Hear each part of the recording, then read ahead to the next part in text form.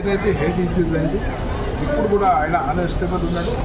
Doctors కూడా ఇంకా చెప్తున్నారు దాంట్లో ఏం చెప్పరాదు, ఇంకా 24 hours 48 hours వరకు ఏం చెప్పలేదు.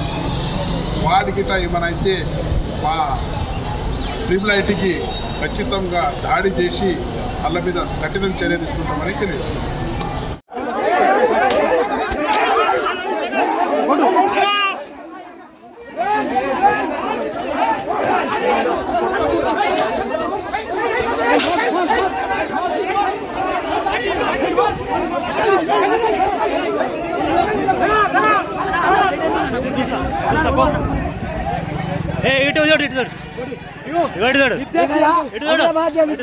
అఖిల భారతీయ విద్యార్థి పరిషత్ లో ఈరోజు విద్యార్థి చనిపోయిందని చేస్తే కత్తెలతో దాడి చేసింది.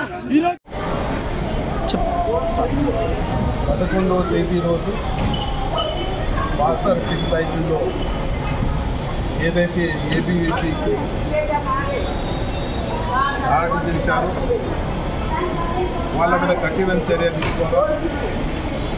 వాళ్ళకి ఎట్టి పరిస్థితుల మా భారతీయ జనతా పార్టీ కానీ ఏబీవీపీ కానీ వదిలేదు.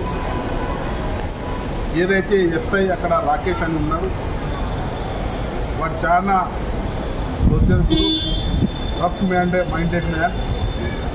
వాడికి ఖచ్చితంగా సస్పెండ్ చేయాలి. కానీ ఇప్పుడు మన ఐజీ గారు వాళ్ళ అక్కడి నుంచి తరలించి ఐటీ డిపార్ట్మెంట్ తీసుకుని అది కూడా ఒప్పుకోమేము ఫస్ట్ ఇమీడియట్లీ సస్పెండ్ చేయాలని మా ఏబీవీపీ కార్యకర్తల తరఫున భారతీయ జనతా పార్టీ కార్యకర్తలు వాళ్ళు చెప్తున్నాం.